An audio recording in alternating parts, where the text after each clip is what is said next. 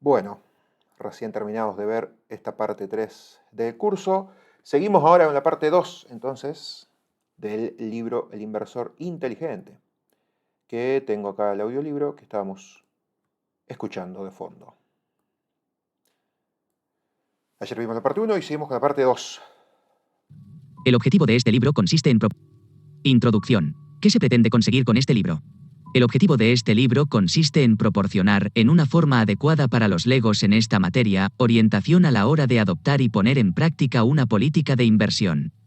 En términos relativos, se dirá poco sobre la técnica de análisis de valores, se prestará atención principalmente a los principios de inversión y a las actitudes de los inversores.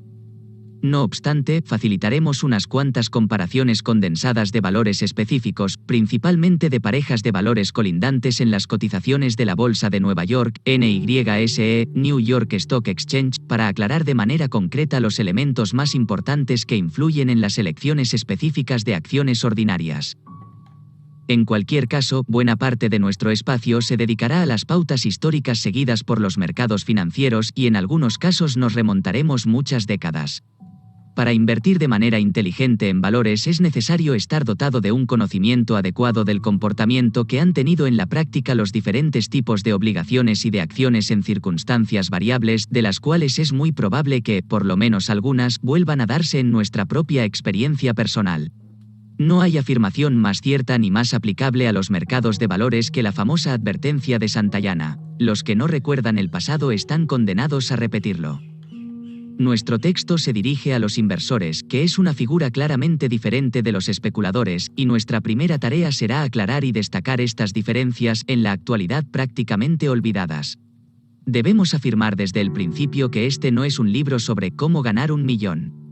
No hay formas seguras y fáciles de alcanzar la riqueza en los mercados de valores ni en ningún otro sitio. No estaría mal reforzar la afirmación que acabamos de hacer con un poco de historia financiera, sobre todo si se tiene en cuenta que se pueden extraer unas cuantas lecciones de dicha historia. En el culminante año 1929, John J. Raskob, una prominente figura tanto en Estados Unidos como en Wall Street, alabó las bondades del capitalismo en un artículo publicado en el Ladies' Home Journal titulado Todo el mundo debería ser rico. 1. Su tesis era que con ahorrar únicamente $15 al mes e invertirlos en buenas acciones ordinarias, reinvirtiendo los dividendos, se podría obtener un patrimonio de $80.000 en 20 años, habiendo aportado únicamente $3.600. Si el magnate de General Motors hubiese tenido razón, habría sido ciertamente una forma muy fácil de llegar a ser rico. ¿Hasta qué punto acertó? Nuestro cálculo aproximado, que se basa en una inversión en los 30 valores que componen el Dow Jones Industrial Average, DJIA, indica que si se hubiese seguido la prescripción de Raskob durante el período que va de 1929 a 1948, el patrimonio del inversor a principios de 1949 habría ascendido a unos $8.500. Es una cifra muy alejada de la promesa del prohombre de $80.000, e indica la poca confianza que se puede depositar en tales garantías y previsiones optimistas. Sin embargo, y como comentario marginal, debemos destacar que la rentabilidad realmente obtenida por esa operación a 20 años habría sido de más del 8% compuesto anual, y eso teniendo en cuenta que el inversor habría comenzado sus adquisiciones con el DJIA en un nivel de 300 y habría acabado con una valoración basada en el nivel de cierre a 1948 de 177. Esta marca podría considerarse un argumento convincente del principio de adquisiciones periódicas mensuales y de acciones ordinarias sólidas durante los buenos y los malos tiempos, un programa que se conoce como promediar el coste en unidades monetarias. Promediar a la baja también. Como nuestro comprando. libro no se dirige a los especuladores, no está destinado a los que operan en el mercado. La mayoría de estas personas se guían por gráficos u otros medios principalmente mecanicistas para determinar los momentos adecuados para comprar y vender. El único principio aplicable a prácticamente todos estos denominados métodos técnicos es el de que se debe comprar porque un valor o el mercado ha evolucionado al alza y se debe vender porque ha descendido. Es exactamente lo contrario a cualquier principio de negocio válido en cualquier otro terreno, y es absolutamente improbable que pueda conducir al éxito duradero en el mercado de valores. En nuestra propia experiencia y observación del mercado de valores que cubre más de 50 años, no hemos conocido a una sola persona que haya ganado dinero de manera consistente o duradera aplicando ese principio de seguir al mercado. Bueno, esto también es una cosa que está en el libro este que estoy leyendo en forma física de El camino simple a la riqueza, que también dice que según la experiencia del autor, comprar y mantener a largo plazo es más simple y más fiable que ir comprando y vendiendo, pero, pero, para mí hay claramente movimientos del mercado donde hay precios bajos y donde hay precios altos, precios caros, donde se puede vender y estar líquido en ciertos momentos y en otros comprar y aprovechar y sacarse la liquidez de arriba para comprar barato y después, de acuerdo a lo que vos vayas en cuanto a plazo, corto, mediano o largo, vender de acá a 3 4 meses, vender de acá a 6 7 meses, vender de acá a 1 o 2 años. Eso depende de lo que cada uno se sienta más cómodo. Para sacar un margen un poquito más alto. Eh, Después sí, es cierto. Esto yo creo que todos nos dimos cuenta ya en estos momentos de que el mercado a lo largo del tiempo, más allá de caídas o desplomes que haya, siempre, siempre va creciendo, porque aparte cualquier empresa de las que inviertas, grandes, por ejemplo, Apple, Google, Microsoft y todas estas, confiables y que a lo largo del tiempo van creciendo, van ganando cada vez más, van expandiéndose, y entonces eso al ir reflejándose en el precio van sumando precios más altos, entonces siempre a la larga van creciendo. Pero bueno, como veíamos recién acá en el vivo, en la parte 3 del curso, que hay precios donde está sobrevaluado con respecto al el precio con el valor y hay precios donde está infravaluado. Entonces ahí es donde podemos hacer una diferencia y un extra a estos porcentajes. Bueno, seguimos. No tenemos ninguna duda a la hora de afirmar que este método es tan falaz como popular. Ilustraremos la afirmación que acabamos de hacer, aunque la siguiente exposición, por supuesto, no debe ser considerada como prueba irrefutable de lo que decimos, con una breve exposición de la famosa teoría Dow para operar en el mercado de valores que expondremos posteriormente. 2. Desde su primera publicación en 1949 han ido apareciendo revisiones de El inversor inteligente con intervalos de aproximadamente 5 años. En la actualización de la presente edición tendremos que ocuparnos de una serie de nuevos acontecimientos producidos desde el momento en que se redactó la edición de 1965. Entre tales acontecimientos se pueden mencionar Ok, una subida sin precedentes en el tipo de para. interés. Porque esto le vamos a hacer un freno y un hincapié, porque esto vamos a sacarle jugo a esto. Venite para acá.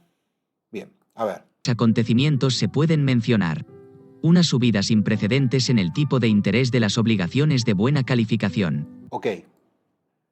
Suba sin presente en el tipo de interés las obligaciones de buena calificación. Bien. A ver. Desde la actualización en presente edición pondremos ocupar de una serie de nuevos acontecimientos producidos. Ok. Bien. Los tipos de interés están mucho más caros de lo que estaban antes de 1965. Perfecto. Seguimos. Una reducción de aproximadamente el 35% en el nivel de precios de las principales acciones ordinarias que concluyó en mayo de 1970. Se trata de la mayor reducción porcentual en un período de 30 años. Innumerables emisiones de acciones de menor calidad sufrieron una reducción mucho mayor. Ok. En este caso, reducción del 35 del nivel de precios. Ajá. Ok. En el nivel de precios.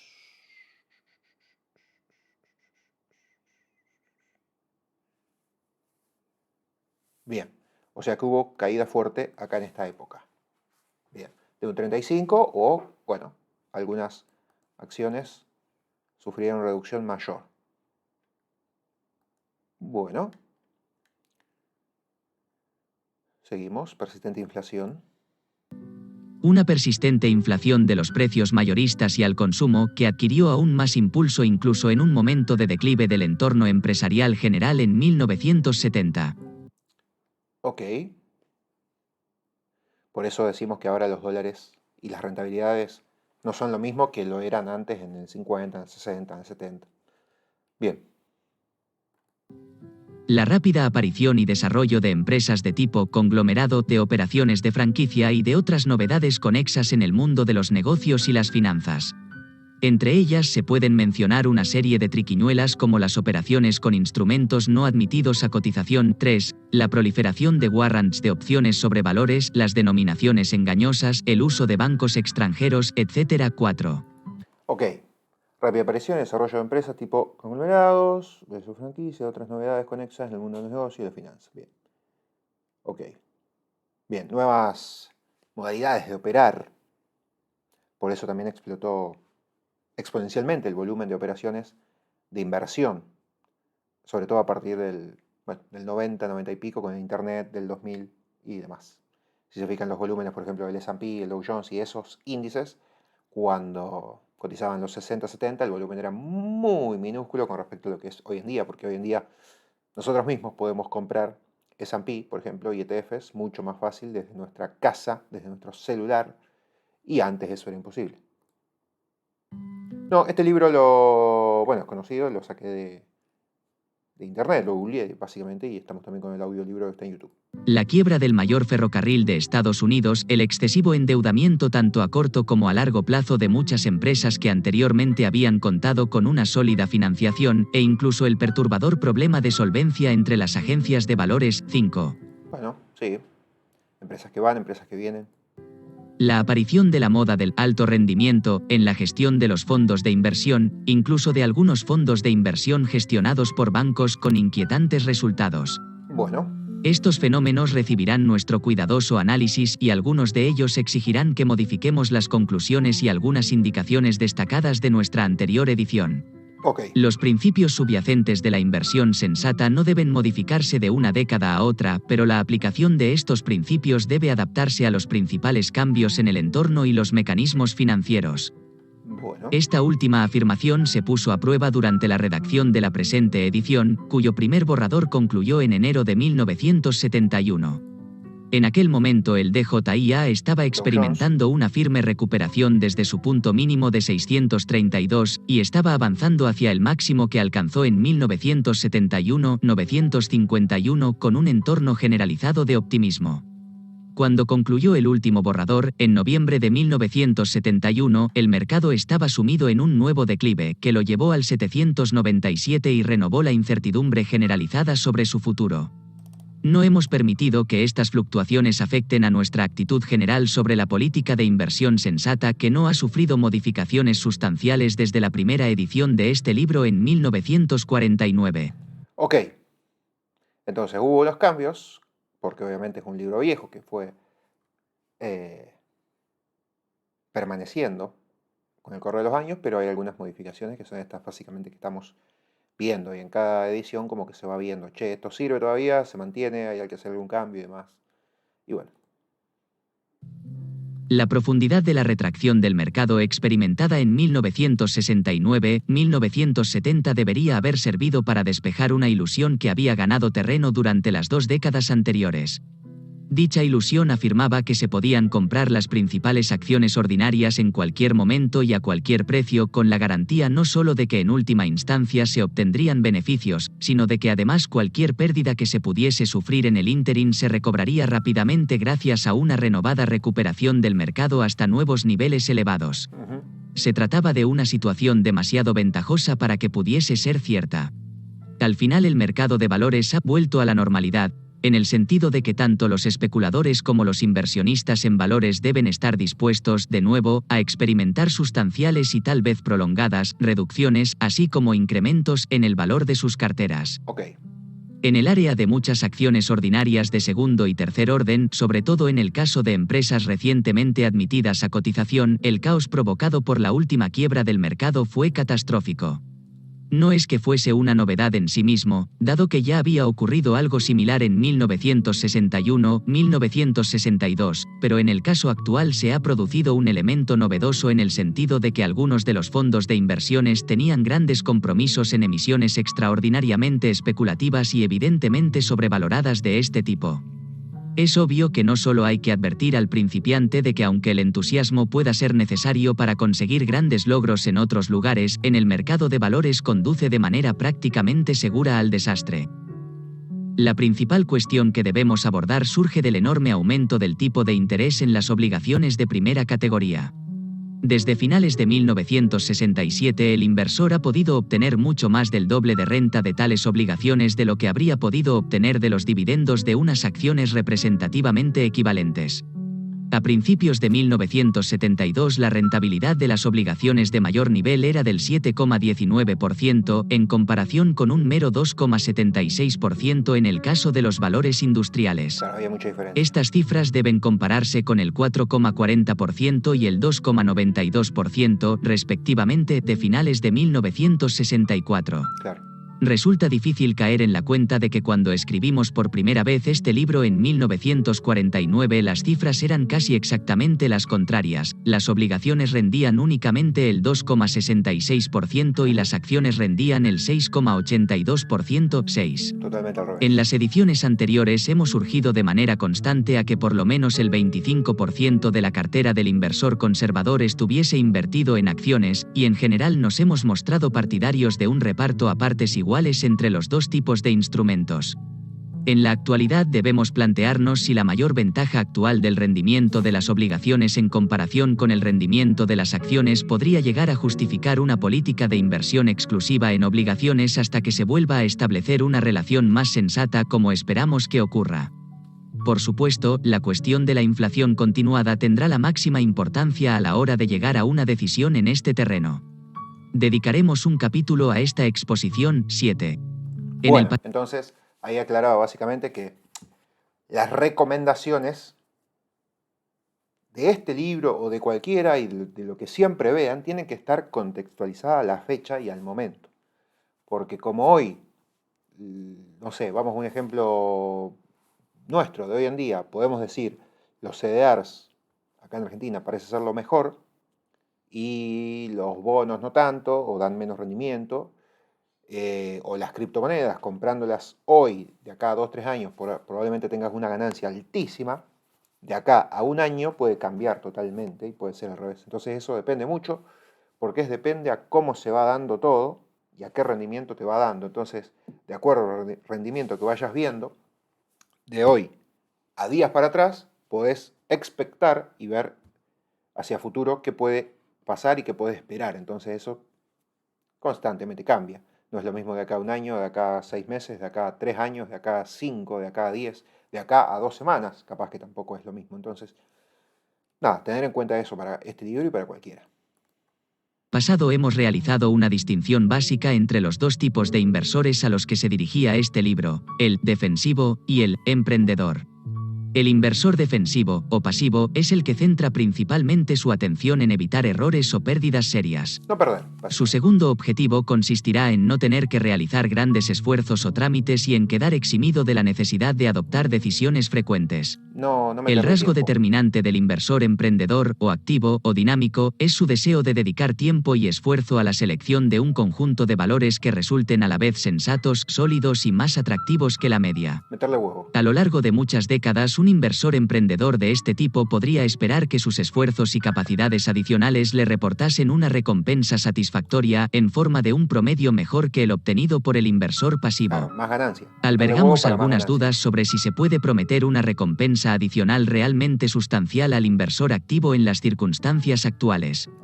No obstante, cabe la posibilidad de que el año que viene, o en los años venideros, la situación llegue a ser diferente. Por lo tanto, seguiremos prestando atención a las posibilidades ofrecidas por la inversión emprendedora, tal y como han existido en los períodos anteriores y como pueden volver a existir en el futuro. Bien. Tradicionalmente ha imperado la opinión de que el arte de la inversión de éxito radica en primer lugar en la elección de los sectores que tienen más probabilidades de crecer en el futuro y en la identificación de las empresas más prometedoras dentro de esos sectores.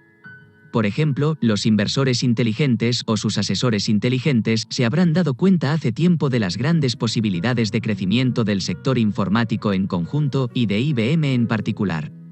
Lo mismo podría afirmarse de bastantes otros sectores de crecimiento y empresas de crecimiento. Hoy tecnología. De todas formas, esto no resulta tan sencillo como parece retrospectivamente en todos los casos.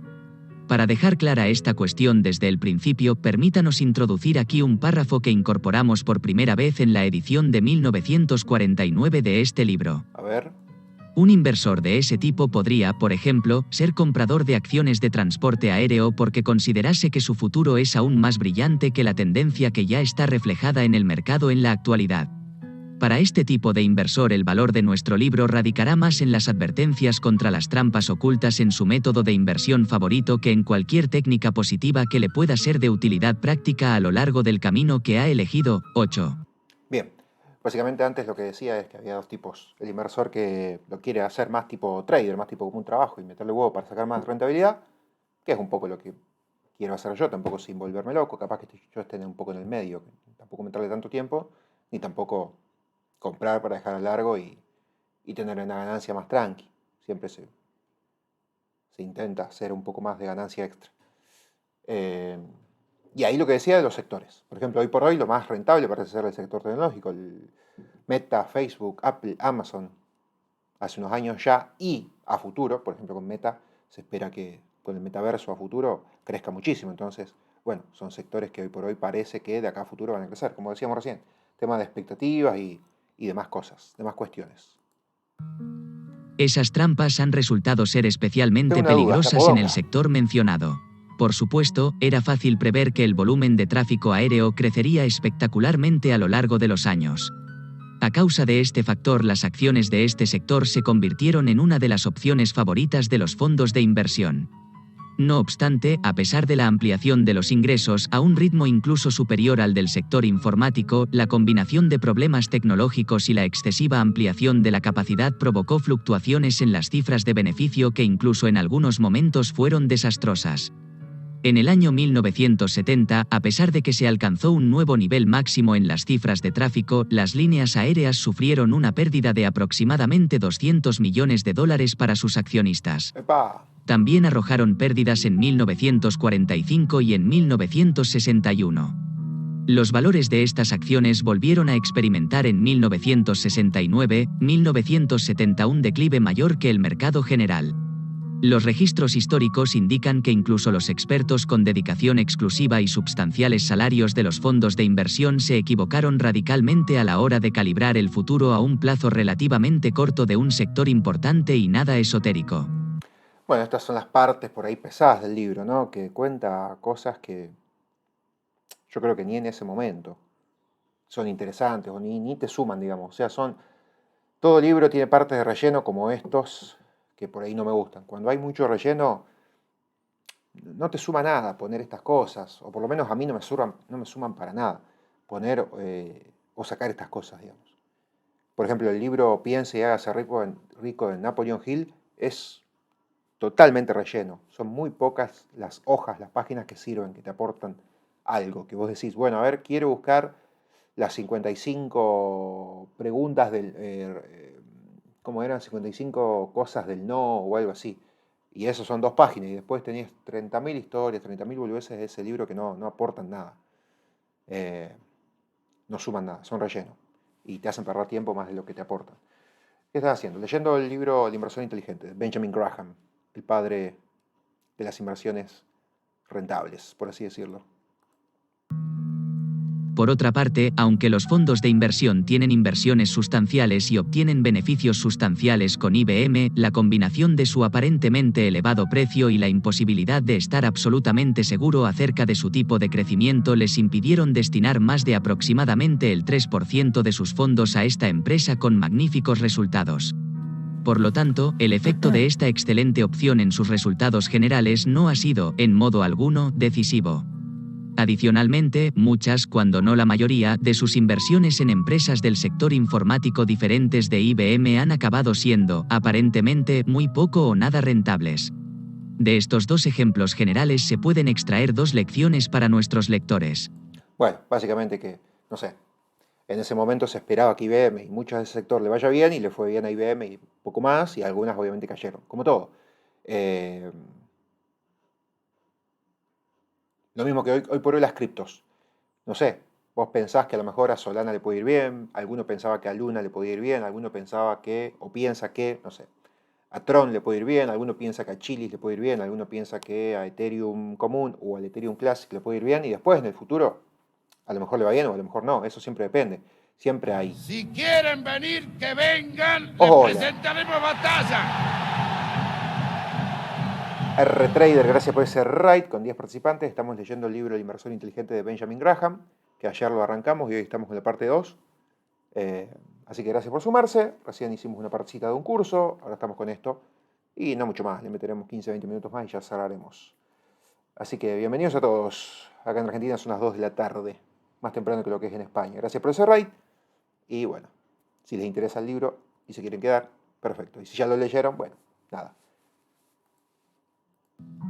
Las perspectivas evidentes de crecimiento físico de un sector no se traducen en... Estaba que, bueno, a veces hay cosas a las que le va bien y hay cosas que le va mal. Obviamente, por eso siempre diversificar, para no comerse el garrón de meter todo en una que le va a ir mal y perder toda la guita. Por eso surte efecto y siempre son recomendables. De nada, gracias. Abrazo. Beneficios evidentes para los inversionistas. Los expertos no disponen de formas fiables de elegir y concentrar sus inversiones en las empresas más prometedoras de los sectores más prometedores. Ok, a ver, un punto acá. Las perspectivas evidentes de crecimiento físico de un sector no se traducen en beneficios evidentes para los inversionistas. O sea, básicamente, si el fundamental o el valor intrínseco, lo que veíamos recién antes en el curso, por más de que vaya bien, vaya mal, lo demás, a lo mejor el precio no lo refleja y a lo mejor los beneficios en rentabilidades no llegan a nosotros. Eso puede ocurrir. Y a veces puede ocurrir de que el valor no suba o el valor se caiga, incluso los rendimientos, los precios, ya sea por la popularidad de la acción, como por ejemplo Tesla, pueden dar rendimientos. Y después, dos, los expertos no disponen de formas fiables de elegir y concentrar sus inversiones en las empresas más prometedoras de los sectores más prometedores. O sea, por más de que, no sé, hagamos un gran análisis y esperemos que a Facebook le vaya mejor que Apple de acá a 3 años, capaz que pasa al revés. Entonces, nada fiable. También lo que veíamos antes en el curso, de que nada es 100% seguro en tema inversiones. El autor no ha seguido este método en su carrera financiera como gestor de fondos de inversión y no puede ofrecer ni asesoramiento específico ni grandes ánimos a los que deseen probarlo. ¿Qué tratamos, entonces, de lograr con este libro? Nuestro principal objetivo consistirá en orientar al lector para prevenirle frente a las áreas de posibles errores sustanciales y en desarrollar políticas con las que se sienta cómodo. Hablaremos bastante sobre la psicología de los inversores porque indiscutiblemente el principal problema del inversor, e incluso su principal enemigo, es muy probable que sea él mismo. ¡Epa! La culpa, querido inversor, no está en nuestras estrellas y no está en nuestras acciones, sino en nosotros mismos. Bueno, conocerse. Esto ha resultado ser aún más cierto en las últimas décadas, a medida que se hacía cada vez más necesario que los inversores conservadores adquiriesen acciones ordinarias y por lo tanto se expusiesen, de manera voluntaria o no tan voluntaria, a las emociones y las tentaciones del mercado de valores. Mediante explicaciones, ejemplos y exhortaciones, esperamos ayudar a nuestros lectores a establecer una actitud mental y emocional adecuada para abordar sus decisiones de inversión. Hemos visto ganar y conservar mucho más dinero a personas comunes, que estaban temperamentalmente bien dotadas para el proceso de inversión, que a otras personas que carecían de esta buena predisposición anímica, aunque tuviesen un gran conocimiento de las finanzas, la contabilidad y la historia del mercado de valores. 2 puntos claves. Autoconocimiento, principalmente ver qué te gusta, si querés invertir de corto plazo, de largo, si querés arriesgar, si querés ir más a lo conservador. Y después, decisiones. Ir tomando decisiones con la cabeza fría. Y no, si ves un 10% de baja, pensás que todo se va a desplomar y todo va a caer, entonces vendés. O si ves un 10% verde, decís, upa, esto va a subir un montón, entonces compro. Siempre sea por una decisión o por otra, ya sea mantener, comprar o vender, siempre analizar los riesgos y beneficios de cada movimiento y de cada decisión que tomamos. Adicionalmente, tenemos la esperanza de implantar en el lector la tendencia a medir o cuantificar. Respecto de 99 de cada 100 emisiones, podríamos decir que a un precio determinado son suficientemente baratas para comprarlas y a otro precio determinado serían tan costosas que deberían ser vendidas. El hábito de relacionar lo que se paga con lo que se ofrece es un rasgo valiosísimo a la hora de invertir. Valor y precio. En un artículo publicado en una revista destinada a mujeres hace muchos años, aconsejamos a las lectoras que comprasen sus acciones de la misma forma que compraban en la tienda de ultramarinos y no como compraban sus perfumes. Las pérdidas realmente horrorosas de los últimos años y de muchas otras ocasiones anteriores se sufrieron en emisiones de acciones en las que el comprador se olvidó de realizar la pregunta esencial: ¿cuánto cuesta? ¿Cuánto cuesta? En junio de 1970 la pregunta ¿cuánto cuesta? Podría haber sido respondida con la cifra mágica de 9,40%, la rentabilidad que se podía obtener en las nuevas ofertas de obligaciones de primera categoría de empresas concesionarias de servicios públicos. En la actualidad esa cifra se ha reducido a aproximadamente al 7,3%, pero incluso este rendimiento resulta suficientemente tentador para plantearse la siguiente pregunta: ¿para qué molestarse en buscar cualquier otra respuesta? No obstante, hay muchas otras respuestas posibles que deben ser cuidadosamente consideradas. Además, tenemos que repetir que tanto nosotros como nuestros lectores debemos estar preparados de antemano para la posibilidad de que se produzcan unas condiciones radicalmente diferentes en el período que va, por ejemplo, de 1973 a 1977. Bien, y para actualizar un poco esos números que leíamos recién, de que, bueno, en un momento era 9,40, el rendimiento anual de él, no sé, el Dow Jones, el S&P o algo por el estilo, después pasó a ser 7,3. En el libro que estoy leyendo yo, del Simple Camino a la Riqueza, dice que el rendimiento de los últimos años en el S&P es aproximadamente un 12%, 13%. Es como para actualizar estos números. Y obviamente eso porque esto es de 70, 80 y hoy estamos en el 2020, así que cambió muchísimo.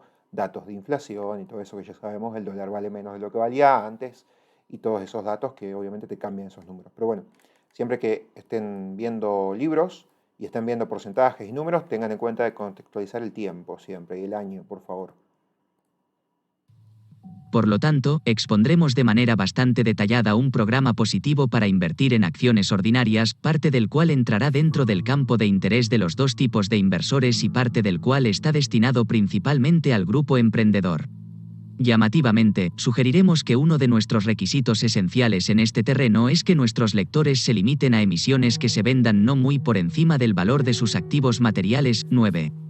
El motivo de este consejo aparentemente desfasado es de naturaleza práctica y psicológica al mismo tiempo. La experiencia nos ha demostrado que aunque hay numerosas empresas con un buen crecimiento que valen varias veces lo que el valor de sus activos, el comprador de tales acciones acaba quedando excesivamente expuesto a los caprichos y fluctuaciones del mercado de valores.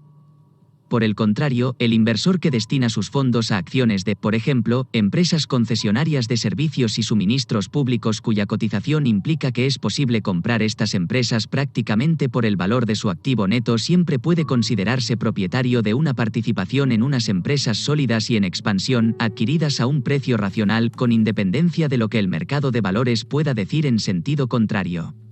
Es muy probable que el resultado obtenido en última instancia gracias a este tipo de política conservadora acabe siendo mejor que el derivado de las emocionantes incursiones en terrenos tan llenos de glamour como de peligro, llevadas a cabo en función de las previsiones de crecimiento. El arte de la inversión tiene una característica que por lo general no se aprecia. Es posible que el inversor lego obtenga un resultado considerable, aunque no sea espectacular, aplicando un mínimo esfuerzo y capacidad. Sin embargo, para mejorar este nivel fácilmente alcanzable es necesaria mucha dedicación y mucho más que un ramalazo de sabiduría.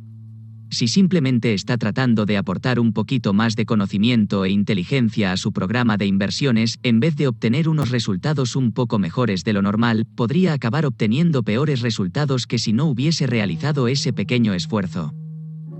Dado que cualquier persona puede igualar los resultados medios del mercado, limitándose a comprar y conservar una cesta representativa de las cotizaciones, podría parecer comparativamente sencillo mejorar la media. Sin embargo, es un hecho que la proporción de personas inteligentes que tratan de lograr ese resultado y que fracasan es sorprendentemente grande.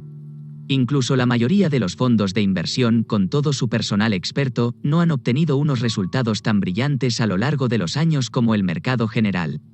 En combinación con lo que acabamos de decir están los resultados de las predicciones publicadas del mercado de valores elaboradas por las agencias de bolsa, respecto de las cuales hay elocuentes pruebas de que sus previsiones, basadas en complejos cálculos, han sido menos fiables que si las hubiesen elaborado limitándose a lanzar una moneda al aire. A la hora de escribir este libro hemos tratado de tener presente esta trampa básica de la inversión. Se han destacado las virtudes de una política de cartera sencilla, la adquisición de obligaciones de gran categoría en combinación con una cartera diversificada de las principales acciones ordinarias que cualquier inversor puede poner en práctica con escasa colaboración de expertos. Las incursiones más allá de este territorio seguro y firme se han presentado como si estuviesen llenas de dificultades desafiantes, sobre todo en el área del temperamento. Antes de lanzarse a una incursión de ese tipo, el inversor debería estar seguro de sí mismo y de sus asesores, en especial a la hora de determinar si tienen una clara concepción de las diferencias existentes entre la inversión y la especulación y entre el precio de mercado y el valor subyacente. Un método sensato y racional de inversión, firmemente basado en el principio del margen de seguridad, puede generar sustanciales beneficios. No obstante, no se debe adoptar la decisión de tratar de obtener unos rendimientos sustanciales, en vez de tratar de obtener los frutos garantizados de la inversión defensiva, sin haberse sometido a un profundo examen de conciencia personal. Conocerse. Un último pensamiento en retrospectiva. Cuando el joven auditor empezó a trabajar en Wall Street en junio de 1914, nadie tenía ni la más remota idea de lo que nos esperaba en el siguiente medio siglo. El mercado de valores ni siquiera sospechaba que, en un plazo de 2 meses, iba a estallar una guerra mundial que acabaría cerrando la Bolsa de Valores de Nueva York. En el momento presente, en 1972, Estados Unidos, el país más rico y poderoso de la Tierra, aunque esté asolado por todo tipo de problemas importantes y aunque su confianza sobre el futuro flaquee. Sin embargo, si limitamos nuestra atención a la experiencia de inversión en Estados Unidos, se puede extraer una cierta tranquilidad de ánimo del estudio de los resultados de los últimos 57 años. A través de todas las vicisitudes y problemas, tan perturbadoras como imprevistas, no ha dejado de ser cierto que los principios de inversión sólidos y sensatos han producido por lo general unos resultados sólidos y sensatos. Hemos de actuar a partir de la hipótesis de que seguirán haciéndolo en el futuro.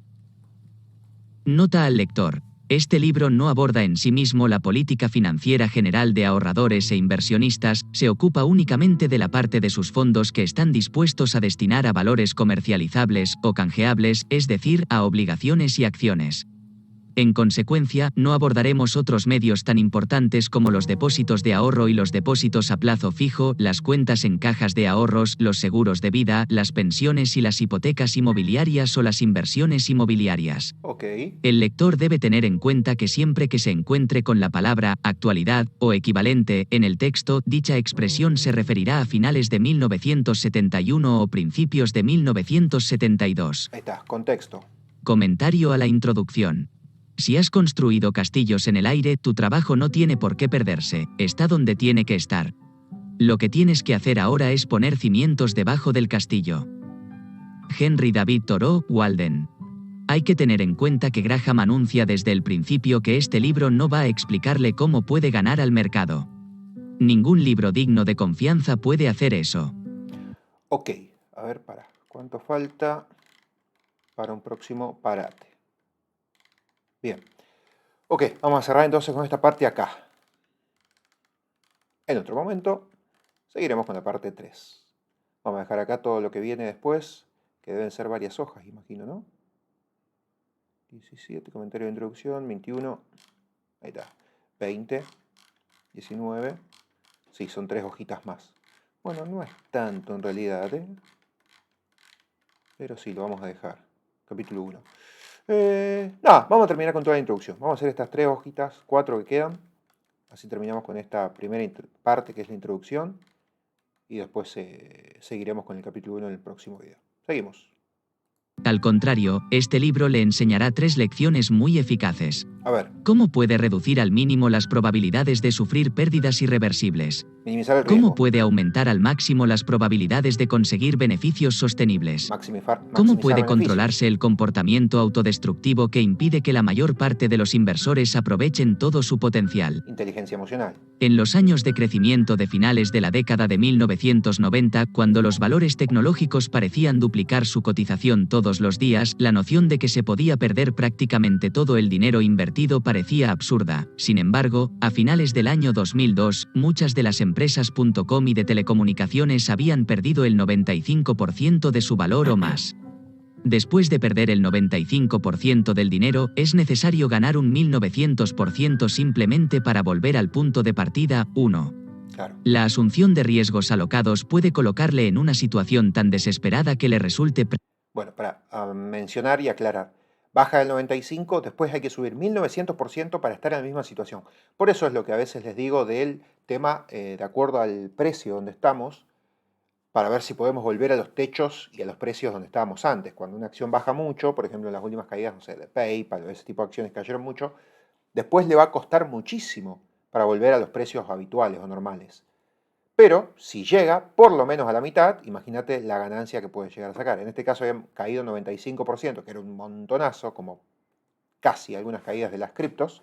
Y después, si llegan a subir a ciertos valores, por ejemplo, Bitcoin que ahora está en 19.000, 20.000, si llega a subir otra vez a 65, es una ganancia del, no sé, ponele, redondear rápido, 300%. Y cayó un 80%. Entonces, ¿por qué se da eso? Básicamente porque no es lo mismo porcentaje cuando bajás, cuando vas de arriba hacia abajo, que nunca puede pasar el 100%, porque el 100% prácticamente es cero, es ir de donde estés a cero, y cuando vas para arriba sí se puede pasar el 100% tranquilamente. Por eso siempre tengan en cuenta eso, que no es lo mismo un porcentaje de baja que un porcentaje de suba. Si hoy tengo una empresa que vale 100, mañana baja un 10% y pasado mañana sube un 10%, no vuelvo a 100, vuelvo a 99%. Porque bajé un 10%, me voy a 90, al día siguiente de 90 subo un 10%, me voy a 99. Entonces siempre por eso lo que decimos de concepto de que las pérdidas y los números de pérdidas siempre son más fuertes o representan más que los números de suba. Por esto mismo que te decía de precios y de anclaje, depende de dónde vayas. Porque la suba arrancás de abajo y vas para arriba, en la baja arrancás de arriba y vas para abajo. Aclarado esto, seguimos. prácticamente imposible alocados puede colocarle en una situación tan desesperada que le resulte prácticamente imposible recuperarse. Ese es el motivo de que Graham insista constantemente en la importancia de evitar las pérdidas, y no solo lo hace en los capítulos 6, 14 y 20, sino en los hilos de advertencia con los que ha entretejido todo el texto. Por mucho cuidado que se tenga, el precio de las inversiones descenderá de vez en cuando. Aunque nadie puede eliminar ese riesgo, Graham le mostrará cómo puede gestionarlo y cómo puede controlar sus temores. Ok. ¿Es usted un inversor inteligente? Ojalá. Respondamos a una pregunta de importancia capital. ¿Qué quiere decir exactamente Graham con la expresión inversor inteligente? En la primera edición de este libro, Graham define el término, y deja claro que este tipo de inteligencia no tiene nada que ver con el coeficiente intelectual o las puntuaciones SAT. Simplemente significa tener la paciencia, la disciplina y la voluntad necesarias para aprender. Por otra parte, también es necesario saber controlar las emociones y pensar por uno mismo. Fundamental. Este tipo de inteligencia, explica Graham, es más un rasgo del carácter que del cerebro. 2. Inteligencia emocional. Hay pruebas de que un elevado coeficiente intelectual y una gran formación académica no son suficientes para conseguir que un inversor sea inteligente. En 1998, Long Term Capital Management LP, un fondo de inversión de gestión alternativa dirigido por un batallón de matemáticos, informáticos y 2 economistas ganadores del Nobel, perdieron más de $2.000 millones en cuestión de semanas al apostar una enorme cantidad a que el mercado de bonos volvería a una situación normal. Sin embargo, el mercado de bonos siguió empeñado en que su situación fuese cada vez más anormal, y el TCM se había endeudado hasta un nivel tal que su quiebra estuvo a punto de hundir el sistema financiero mundial. 3. En la primavera de 1720, Seres Alcohólicos Anónimos Newton tenía acciones de la Sociedad del Mar del Sur, la acción más apreciada de Inglaterra. Con la impresión de que el mercado se estaba descontrolando, el gran físico comentó que podía calcular los movimientos de los cuerpos celestiales, pero no la locura de la gente. Newton se desprendió de sus acciones de la Sociedad del Mar del Sur, embolsándose un beneficio del 100% que ascendió a 7.000 libras. Sin embargo, meses después, dejándose llevar por el exuberante entusiasmo del mercado, Newton volvió a tomar una participación en la sociedad a un precio muy superior, y perdió más de 20.000 libras o más de $3 millones en dinero actual. Durante el resto de su vida prohibió que nadie pronunciase las palabras Mar del Sur en su presencia. 4. Por eso lo que decía recién Benjamin Graham de no perder, porque cuando achicás ese riesgo a perder es cuando no perdés eso que ya ganaste o no tenés esas pérdidas grandes.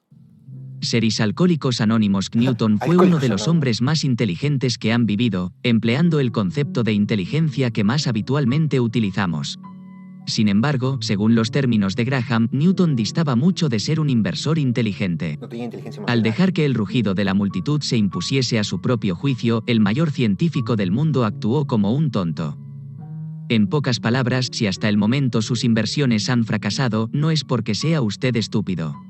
Es porque, al igual que seres alcohólicos anónimos, Newton no ha adquirido la disciplina emocional que es imprescindible para tener éxito en la inversión. En el capítulo 8, Graham explica de qué manera se puede mejorar la inteligencia utilizando y controlando las emociones y negándose a rebajarse hasta el nivel de irracionalidad del mercado. En ese capítulo podrá aprender la lección de que ser un inversor inteligente es más una cuestión de carácter que de cerebro. Ok. Crónica de una calamidad. Detengámonos un momento a analizar algunos de los más importantes acontecimientos financieros que han tenido lugar en los últimos años. Ok. La peor crisis de mercado desde la Gran Depresión, en la que las acciones estadounidenses perdieron el 50,2% de su valor, o lo que es lo mismo, 7,4 billones de dólares, entre marzo de 2000 y octubre de 2002. La crisis de .com. Descensos mucho más acusados en la cotización de las acciones de las empresas que más interés habían suscitado durante la década de 1990, como por ejemplo AOL, Cisco, JDS Uniface, Lucent y Qualcomm, además de la destrucción absoluta de centenares de valores de Internet. Ok.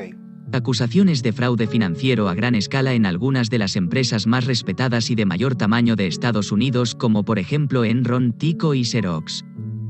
Las quiebras de empresas que en cierto momento llegaron a estar mejor consideradas que si hubiesen sido de oro, como por ejemplo Conseco, Global Crossing y WorldCom. Alegaciones de que las firmas de contabilidad habían manipulado los libros e incluso habían destruido registros para ayudar a sus clientes a engañar al público inversor. Acusaciones de que los ejecutivos de grandes empresas habían desviado cientos de millones de dólares para su propio lucro personal. Pruebas de que los analistas de valores de Wall Street habían alabado públicamente acciones que en privado habían reconocido que no eran más que basura. Un mercado de valores que, incluso después de su sangrante descenso, parece sobrevalorado a juzgar por medidas históricas y que sugiere a muchos expertos que las acciones tienen todavía más recorrido a la baja. Un incesante descenso de los tipos de interés que ha hecho que los inversores no tengan alternativas atractivas al margen de las acciones. Un entorno de inversión muy susceptible ante la imprevisible amenaza del terrorismo mundial y de la guerra en Oriente Medio. Buena parte de estos destrozos podrían haber sido, y de hecho fueron, evitados por los inversores que aprendieron los principios de Graham y los respetaron.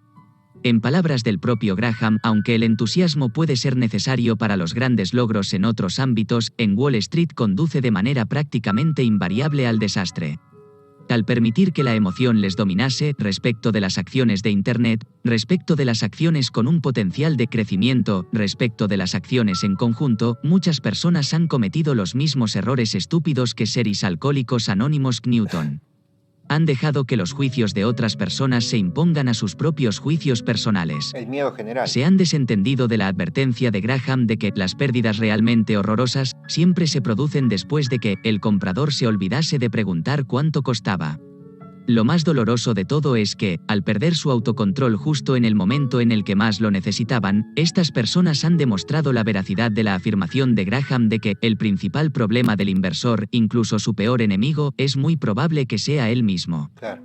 El pelotazo que acabó fallando el blanco. A ver. Muchas personas se emocionaron con las acciones de tecnología y de Internet, creyéndose las mentiras de que el sector de alta tecnología seguiría creciendo más que cualquier otro durante los años venideros o incluso durante toda la eternidad. A mediados de 1999, después de haber... Bueno, fíjate que eso en la última edición de ese libro no parecía tan cierto y hoy en día sí. Es que como que el tiempo le dio la razón un poco a esa frase, sobre todo a partir del 2020, ¿no? Bueno, tuvo que venir una pandemia para que se dé esa suba tecnológica. Obtenido un rendimiento del 117,3% en solo los primeros 5 meses del año, el gestor de cartera de Monument Internet Fund, Alexander Cheung, predijo que su fondo ganaría el 50% al año durante los 3 a 5 años siguientes y una media anual del 35% a lo largo de los próximos 20 años. 5. Después de que su fondo Amerindo Technology Fund creciese un increíble 248,9% en 1999, el gestor de cartera Alberto Vilar ridiculizó a todos los que se atreviesen a dudar de que Internet era una máquina perpetua de hacer dinero. Si no se está en este sector, se tendrán resultados insatisfactorios. Irás en coche de caballos y yo iré en Porsche. ¿No te gustan las oportunidades de multiplicar el crecimiento por 10? Entonces vete a otra parte. 6. En febrero de 2000, el gestor de fondos de inversión James J. Cramer proclamó que las empresas relacionadas con Internet son las únicas que merece la pena tener en cartera en este momento. Estas ganadoras del nuevo mundo, como las denominó, son las únicas que van a seguir subiendo más consistentemente en los buenos y en los malos tiempos. Cramer llegó incluso a tirar contra Graham.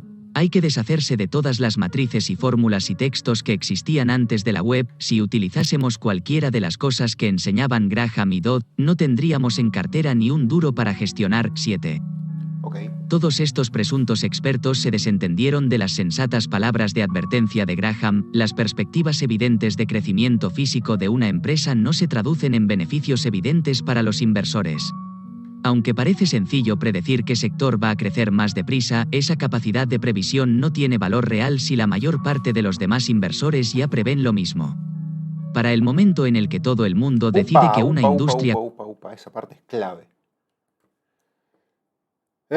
Aunque parece sencillo predecir qué sector va a crecer más deprisa, esa capacidad de previsión no tiene valor real si la mayor parte de los demás inversores ya prevén lo mismo. Es decir, si ya está preciado, si ya todos compraron, si ya todos están adentro, no va a seguir creciendo. O no va a crecer, ni tanto como se espera, ni un poco. Eso es un punto clave, que puede llegar a estar pasando en, no sé, por ejemplo, Tesla. Claro, eso es algo clave. ¿Qué hace subir un precio? ¿Qué hace subir a una inversión? Que haya gente afuera que se tenga que sumar. O que haya, obviamente, resultados y valores intrínsecos que vayan impulsando y subiendo a ese precio y a esa capacidad de la empresa. Eso es un punto bastante cierto que yo no lo tenía incorporado. Ok, así que acuérdense de eso, que una empresa y una capacidad de previsión no tiene un valor real, no va a ser ganancia real en el futuro si ya la gente está dentro o si ya todos saben lo mismo, digamos. Porque no hay gente que se vaya a sumar y no vaya a impulsar el precio hacia arriba. Eso es un punto muy importante. Ya prevén lo mismo. Para el momento en el que todo el mundo decide que una industria concreta es, evidentemente, la mejor para invertir, las cotizaciones de las acciones de las empresas de ese sector habrán ascendido tanto que su rentabilidad futura no podrá evolucionar salvo a la baja. Claro, ya van a estar en techos. Por lo menos hasta el momento actual nadie ha tenido las agallas de seguir afirmando que la tecnología seguirá siendo el sector de mayor crecimiento del mundo. Y después lo De todas formas, no se olvide de lo siguiente. Las personas que en la actualidad afirman que el siguiente pelotazo seguro estará en la asistencia sanitaria, en la energía, en el sector inmobiliario o en el oro no tendrán más razón al final que la que acabaron teniendo los que cantaban las alabanzas de la alta tecnología. Claro. El resquicio de esperanza. Bueno, acá lo que podemos ir a concluir es que todo se va moviendo más o menos igual. A veces sube algo, algún sector más que otro y después se va acomodando, todo va promediando. Como para tener en cuenta de que si hay algo cagado a palo, como hoy por hoy, la energía ya subió mucho por el tema de la guerra, asistencia sanitaria por el tema del COVID, la tecnología también, sector inmobiliario creo que está barato hoy por hoy y el oro ni que hablar. Entonces uno quiere pensar que para el futuro tal vez estos dos sectores rindan, de acá a 3, 4 años empiecen a subir más estos, o a 5 años, no sé, ¿no? El tiempo es muy difícil saberlo, pero bueno.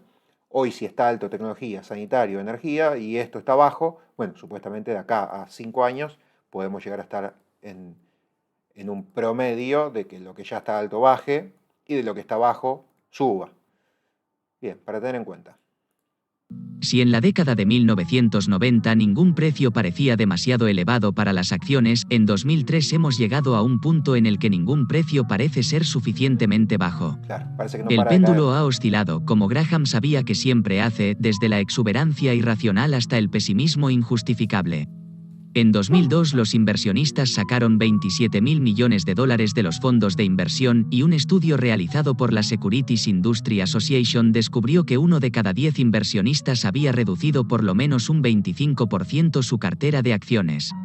Las mismas personas que estaban dispuestas a comprar acciones a finales de la década de 1990, cuando su cotización ascendía y, por lo tanto, eran muy caras, vendían acciones a medida que su cotización se reducía y, por lo tanto, eran baratas. Claro, cuando todos quieren Como comprar, Graham muestra con gran brillantez en el capítulo 8, esto es exactamente lo contrario de lo que hay que hacer. claro, vender cuando El todos inversor compran y inteligente al se da revés. cuenta de que las acciones cada vez son más arriesgadas, no menos arriesgadas, a medida que su cotización aumenta, y menos arriesgadas, y no más, a medida que sus cotizaciones bajan. descienden. Claro. El inversor inteligente teme Bueno, esto es un poco lo que decimos, ¿no? De que cuanto más baja un precio, menos riesgo hay porque ya bajó. Y no puede seguir bajando por siempre, salvo que la empresa quiebre o desaparezca o algo por el estilo. Pero si no, si ya bajó, está barato para comprar y si ya subió, está caro para vender. Ok, somos un poco inteligentes en ese sentido. no más, a medida que sus cotizaciones descienden. Bien, El inversor inteligente teme el mercado alcista, puesto que hace que las acciones resulten más caras de adquirir. Por el contrario, siempre y cuando se tenga suficiente efectivo disponible para hacer frente a los gastos necesarios, se deberían aceptar de buen grado los períodos bajistas del mercado, puesto que hacen que las acciones vuelvan a estar a buenos precios. 8. Así que anímese. La muerte del mercado alcista no es la mala noticia que todo el mundo cree que es. Gracias al declive de las cotizaciones de las acciones, el momento actual es considerablemente más seguro y más sensato para crear un patrimonio. ok. Siga leyendo y deje que Graham le explique cómo lograrlo. ¿Cómo lograrlo? Ok. Capítulo 1. Bueno. Inversión en contraposición a especulación. Ahora sí. Ahora sí vamos a hacer la pausa y el final de este video. Bien. Sacamos una buena conclusión al final. Claramente compra en el rumor y vender buena noticia. Bueno, sí, hoy criptos nadie quiere, parece que va a seguir cayendo y qué sé yo, pero sin embargo está barato, así que comprar para el futuro. Y cuando estaba en 60.000 y Bitcoin parecía que iba a llegar a 100.000, bueno, finalmente no fue así. Así que siempre pasa eso con todos los mercados. Bueno, vamos cerrando entonces acá el video, gracias a todos los que estuvieron. Abrazo grande, cualquier cosa me lo dejan en comentarios y después seguiremos con la parte 3 y el capítulo 1 de este libro, El inversor inteligente de Benjamin Graham. Nada más, abrazo grande, cualquier cosa, bueno, me lo dejan en comentarios. Es un libro largo, así que ya veremos cómo lo vamos mejorando en cuanto al contenido.